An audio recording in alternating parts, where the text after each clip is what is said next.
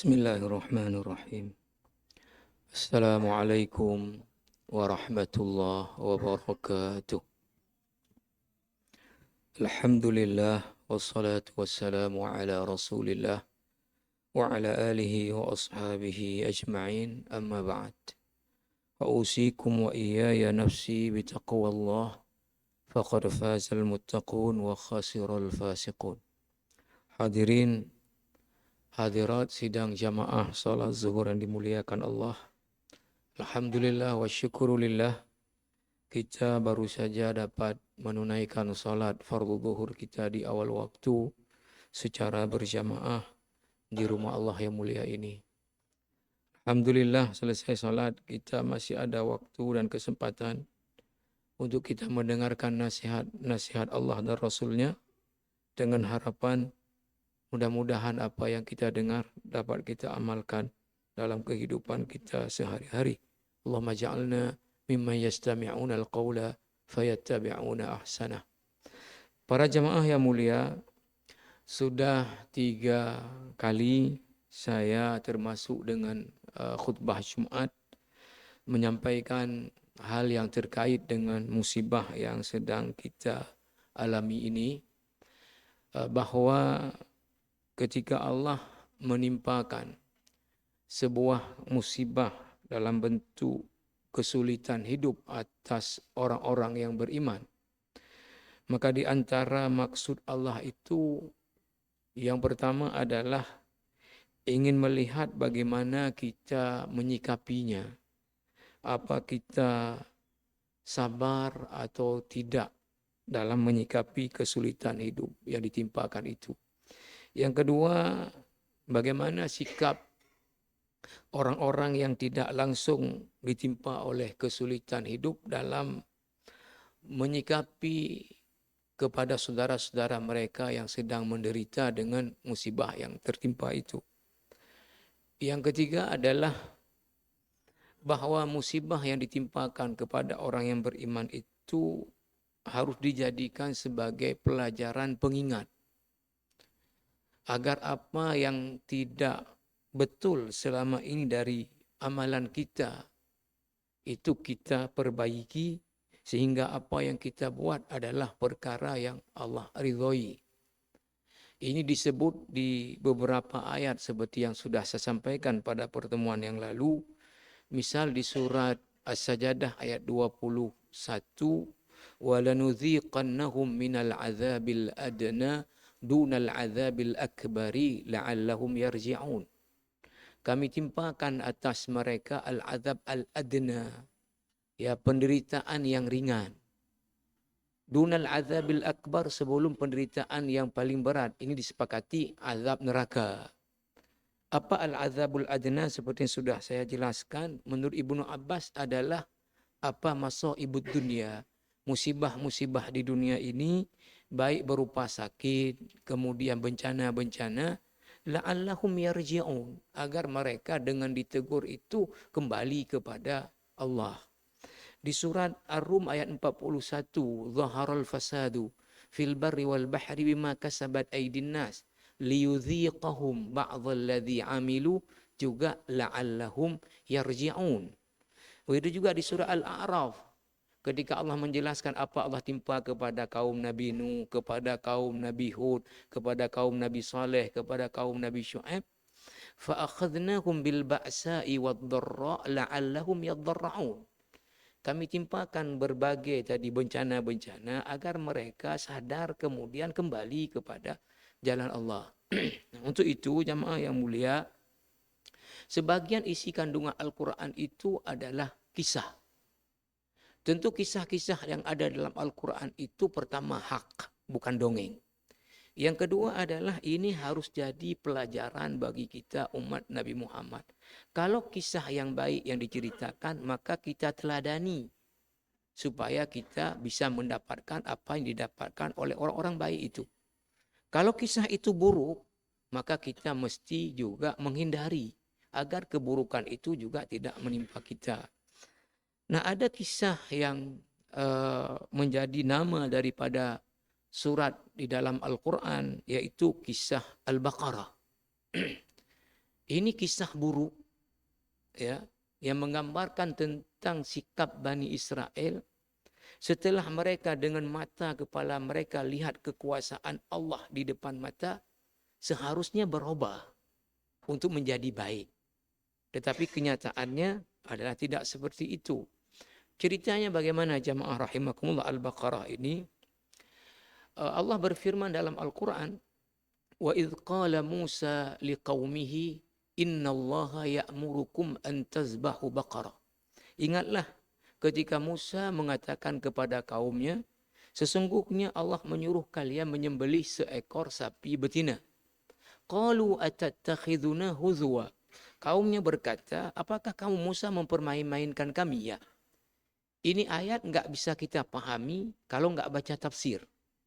Dalam tafsir Al-Munir dikisahkan, dan ini nanti ditunjukkan oleh lanjutan ayatnya, bahwa dulu ada orang kaya di kalangan Bani Israel, lalu dia tidak punya anak, tapi punya harta banyak.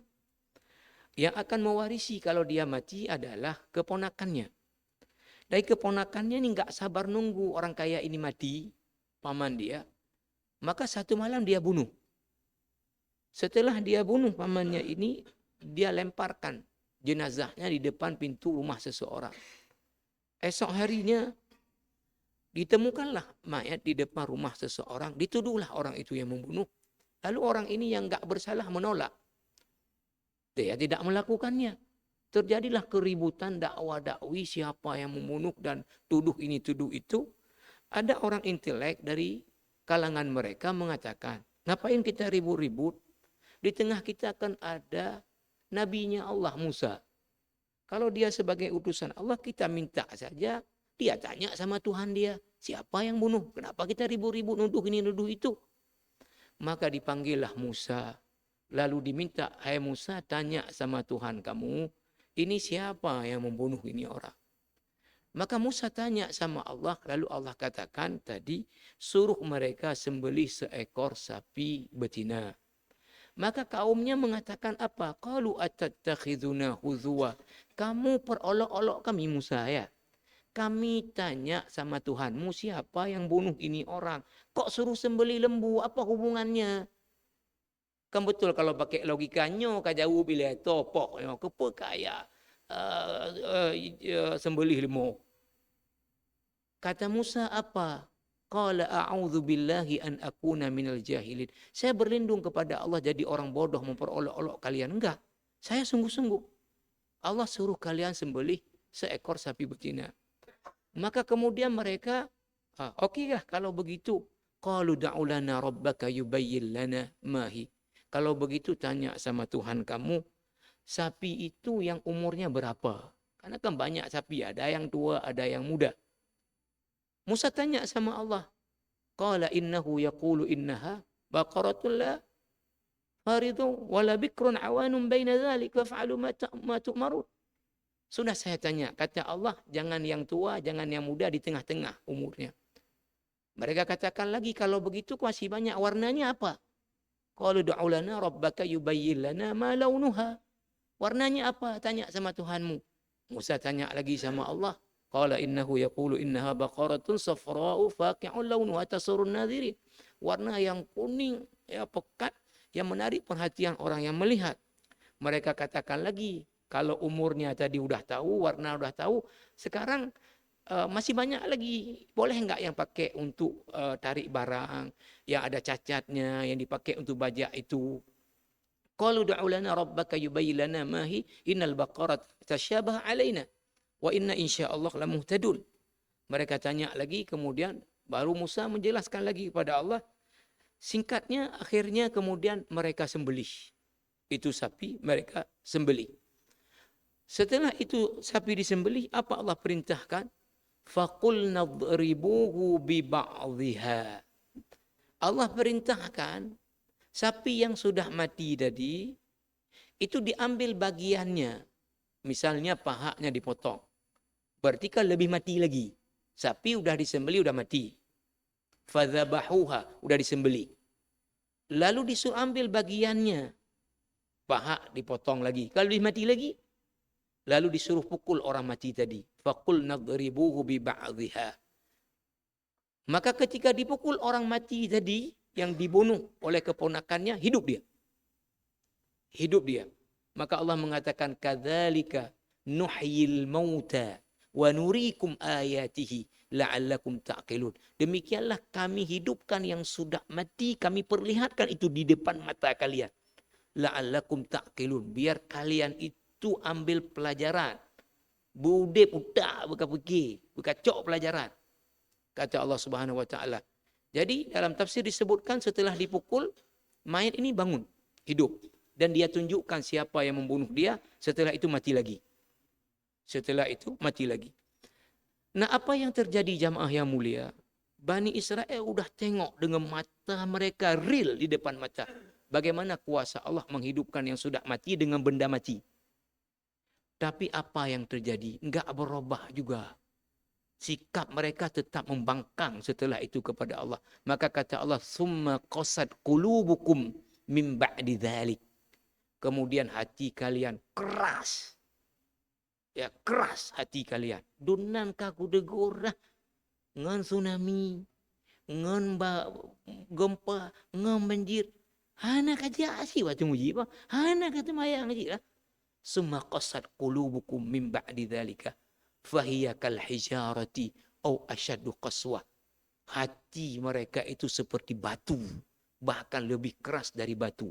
Allah sampai menggambarkan apa? Batu yang keras itu ada yang dari ketinggian dia jatuh karena takut kepada Allah. Manusia dengan hatinya yang keras itu tidak takut begitu sudah banyak ditegur. Maka jamaah rahimakumullah, ya kita melihat betapa orang-orang yang sudah langsung kena kesulitan hidup dengan banjir ini, tapi masih juga mungkin ada enggak sholat. Ya sudah tinggal pengungsian di halaman masjid, tapi waktu sholat enggak masuk juga ke masjid. Nah, ini yang sangat-sangat kita sayangkan.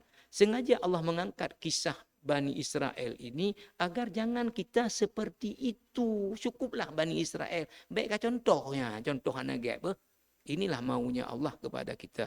Mudah-mudahan ada manfaatnya. Subhanakallah bihamdika asyhadu an la ilaha illa anta astaghfiruka wa atubu ilaik. Wassalamualaikum warahmatullahi wabarakatuh.